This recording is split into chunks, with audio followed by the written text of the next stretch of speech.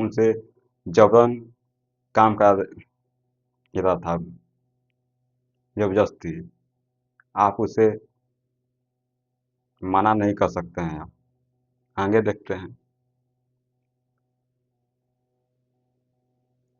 यह अब भी सीमावर्ती इलाकों जैसे बिहार, बंगाल, नेपाल में होता है। अब भी कुछ घटनाएं देखने को मिलती हैं, जैसे बिहार हो गए, नेपाल, बंगाल के आसपास ऐसी घटनाएं देखने को मिलती हैं अभी। आगे देखते हैं। तीसरी बात बताती है भीख मंगवाना एक संगठित अपराध है। बहुत सारे ऐसे भी लोग हैं जो छोटे छोटे बच्चों को पकड़कर उनसे भीख मंगवाते हैं। तो यह क्या है? यह गलत है, ऐसा नहीं करना चाहिए। यह कानून की नज़र में यह अपराध है। इसको समझते हैं। बच्चे का अपहरण कर उनसे भीख मंगवाना, बच्चों को एक जगह से दूसरे जगह ले जाया जाता है अपहरण कर कर, जिसे आप किडनैप भी कर सकते हैं। और वहाँ पर बच्चों से भीख मंगवाया जाता है जबरदस्ती। और देखते हैं। इन पर गिरोह नियंत्रण रखते हैं। ये मनोवैज्ञानिक और शारीरिक शोषण का मामला है। इन पर जो भी बच्चों को पकड़ कर ले जाते हैं, उन पर वो लोग नियंत्रण रखते हैं। यह एक टाइप का गिरोह है जो कि बच्चों को मानसिक रूप से दबाव डालते हैं।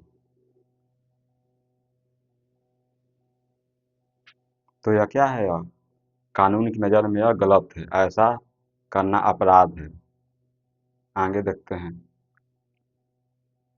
शारीरिक और शारीरिक शोषण का मामला है, क्योंकि शरीर का ये क्या हो रहा है? शोषण हो रहा है। इतना समझ गए होंगे आप। आगे देखते हैं। प्रक्रिया देख लेते हैं हम लोग। अनुच्छेद 23 के अंतर्गत बनाए गए कानून। अनुच्छेद 23 के अंतर्गत बनाए गए कानून, उसको हम लोग देखते हैं। पहला, बंधुआ मजदूरी उन्मूलन अधिनियम 1976।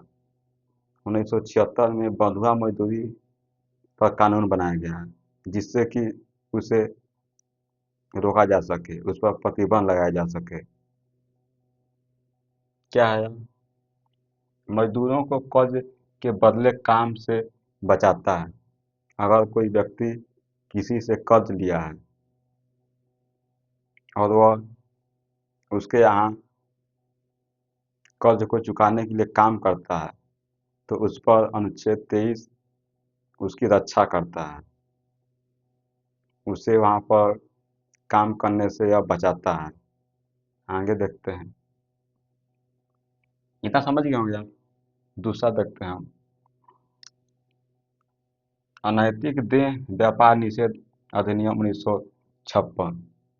अनैतिक देह व्यापार, देह का मतलब होता है कि शारीरिक रूप से शोषण, शारीरिक शोषण, जिसे आप सेक्सुअल हरासमेंट आप कर सकते हैं आप, जो कि महिलाओं के साथ किया जाता है। देखते हैं इसको। वेश्यावृत्ति में मानव तस्करी को रोकता है। लड़कियां हो गई, महिलाएं हो गई, उनको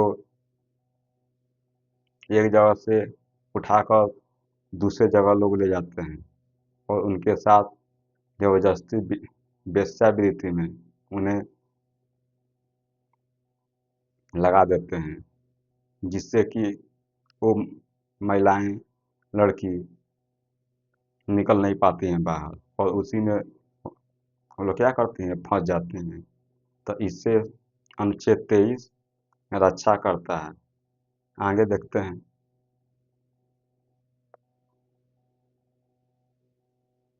वेश्यावृत्ति में मानव तस्करी को रोकता है।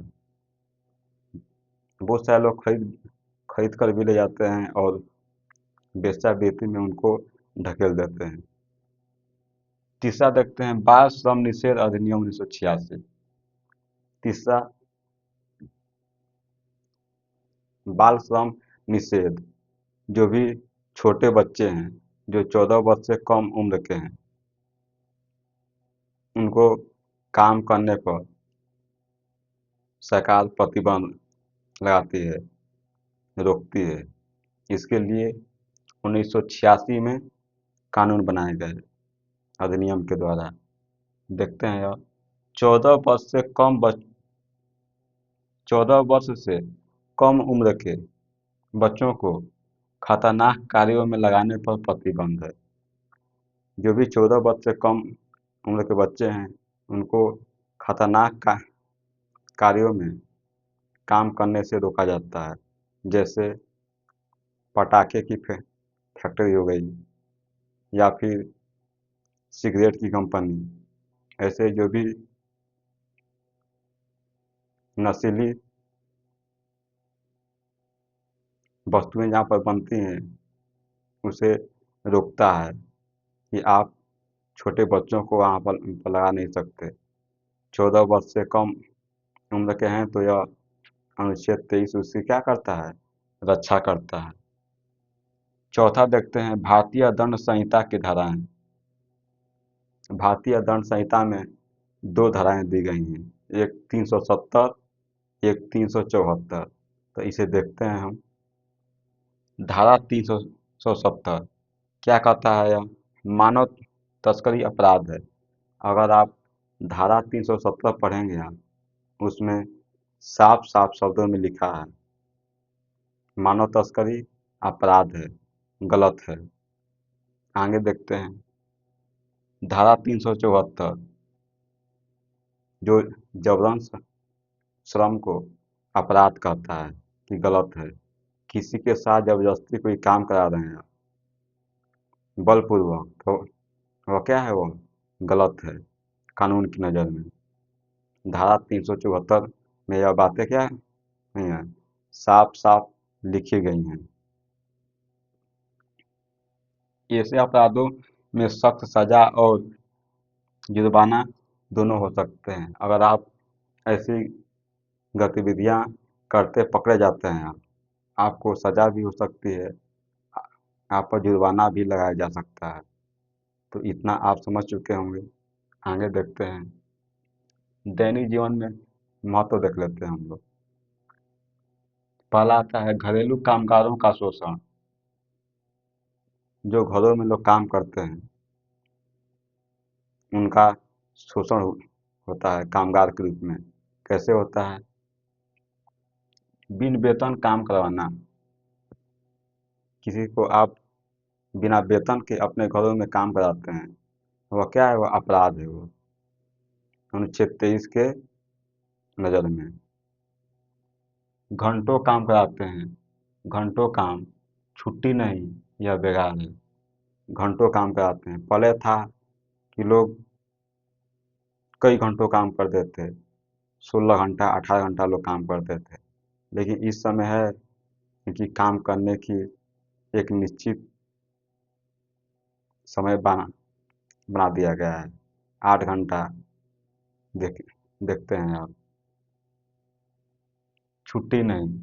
पहले होता था कि हमेशा लोग काम करते थे, छुट्टी भी नहीं देते थे।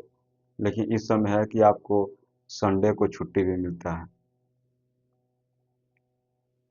अगर ऐसा कोई करता है तो क्या है, बेकार है।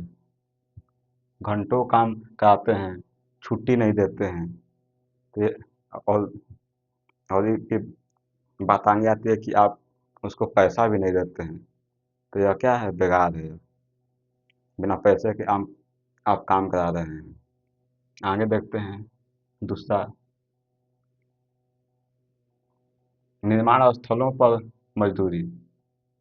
जो भी कुछ बनाए जाते हैं, जैसे कोई ठेकेदार हो गया, ठेका लिया और आपको वहाँ पर काम करने के लिए रखा। लेकिन जब कुछ समय आप कर लिए, कुछ महीने देखते हैं हम लोग यहाँ पर बहुत से ठेकेदार मजदूरों को फंसाकर महीनों वेतन नहीं देते हैं। बहुत सारे ठेकेदार हैं जो कि काम का लालच दे दें कि हाँ यहाँ पर काम कीजिए आप, कोई दिक्कत नहीं होगा, लेकिन जब आप वेतन मांगने जाते हैं तो वो कहते हैं कि मिलेगा, कुछ समय के बाद मिलेगा, ऐसे ही वो टालते रहते हैं 2-3 महीना तक। तो यह क्या है, अनुच्छेद 23 की नज़र में यह गलत है। ऐसा आप नहीं कर सकते। जो काम करता है उसके लिए आप पैसा दीजिए उसके बदले में। आगे देखते हैं। अनुच्छेद उनका रक्षक है। अनुच्छेद 23 है तो ऐसे कामों से क्या करता है वो, रक्षा करता है। आगे देखते हैं। तीसरा, बच्चों से भीख मंगवाना। बच्चों से भीख मंगवाना, जैसे देख सकते हैं रेलवे स्टेशन, ट्रैफिक सिग्नल हो गया, मंदिर में, ऐसे जगहों पर लोग भीख मांगते हुए नजर आते हैं। मासूम बच्चों को गिरोह द्वारा नशा देकर कंट्रोल किया जाता है। छोटे छोटे बच्चे होते हैं, उनको गिरोह के माध्यम से, गिरोह का मतलब होता है ना कि कुछ लोगों का समूह होता है, वो लोग बच्चों को नशा देकर कंट्रोल करते हैं। धीरे धीरे नशा का उनको लत लगा देते हैं। जब लत लगा देते हैं तो बच्चा उसमें क्या होता है, शामिल हो जाता है अपनी सब कुछ, क्योंकि ब्रेन वॉश भी इसको कहते हैं। आगे देखते हैं। चौथा देखते हैं हम लोग, महिलाओं की तस्करी और देह व्यापार। महिलाओं की भी तस्करी होती है